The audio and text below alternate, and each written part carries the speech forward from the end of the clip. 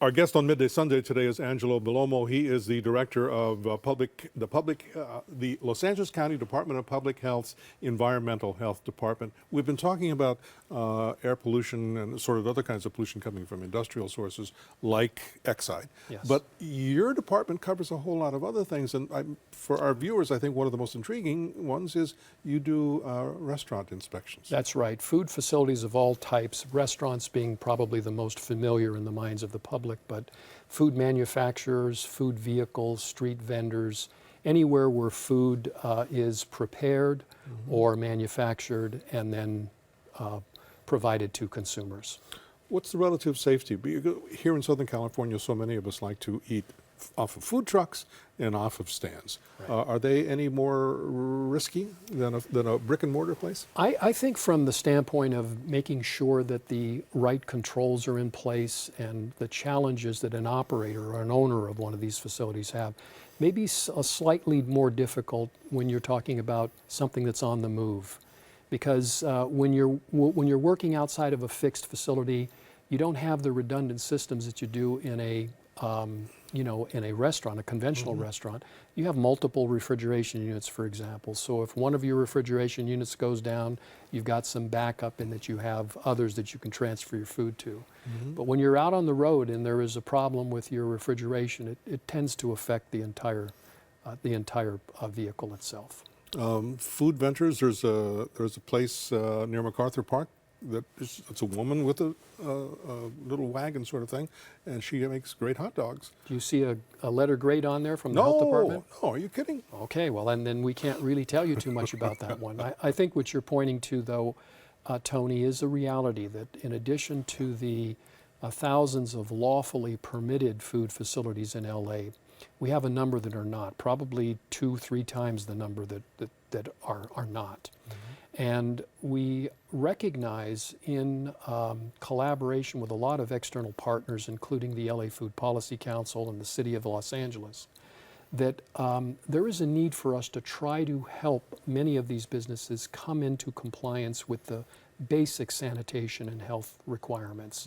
And so there's a number of initiatives underway right now that would make it easier for street vendors, for example, to meet the minimum requirements and then be given a permit, so that instead of working in the shadows, being, they come out at night or they come out and they scurry when they see the public or a public official coming by, they would actually be brought under some level of oversight, but on a less frequent basis than our fixed food facilities are. Being in this cosmopolitan area where there is food available from all around the world, do you find yourselves having to deal with people who are not accustomed to the requirements of Southern California? Without a doubt. And not only that, but there are a lot of innovative new food systems that are emerging now. Street food, for example, is something that is very popular within the LA area. And it's really doing a lot of benefit too, in that it's revitalizing some of our inner city areas. Even if you go down the streets in LA right now, you see that tables are moving out into portions of the street. It's making the downtown area a much more inviting place to be. So there's a lot of benefits with these innovations that are taking place, and sometimes the regulations are somewhat of a barrier. So we're constantly looking at how do we promote and actually facilitate this innovation, but still keep in place the basic health protections that are needed to protect the public. So if you and I decided we were going to go take a food trip, just wandering around the county, are there any things that you would caution us about being wary of, the sort of establishments or sort of? Sure. Well, there's two basic categories that we should look at if we're eating, let's say, from a street vendor. We have to be concerned about the conditions under which the food is being prepared.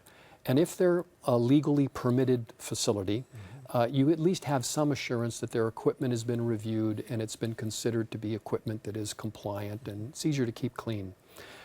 There's also the operational aspects, so you have to be mindful. How are they handling the food and what are they doing, and is there the potential for contamination?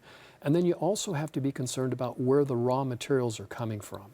For licensed or permitted food facilities, even those that are operating on the streets, If they're licensed, there is a much better likelihood that they're sourcing their raw materials from permitted manufacturers and from permitted providers. Are there any kinds of food that are illegal to sell in Los Angeles County? Well, I mean, food that's prepared not in a... I'm thinking more in terms, if you forgive me for interrupting, I'm thinking about specific dishes made from maybe some sort of animal or blah, blah, blah. It does happen from time to time. Yes, we do have some foods that are sold that, for example, last week we had an issue with certain raccoons that were being yes. identified. Right. And the question was whether or not they were endangered wildlife. And if they were, then they would have, of course, not been from a lawful source. Yeah. So this question comes up every once in a while, and it involves the basic sanitation conditions under which the food is being prepared, where it's sourced from, but sometimes we have fish and wildlife requirements that have to be considered before you can answer, is it a lawfully prepared food? Gotcha. Let's take one more break with your permission, sir, and we'll be back. Stay with us in about 2 minutes.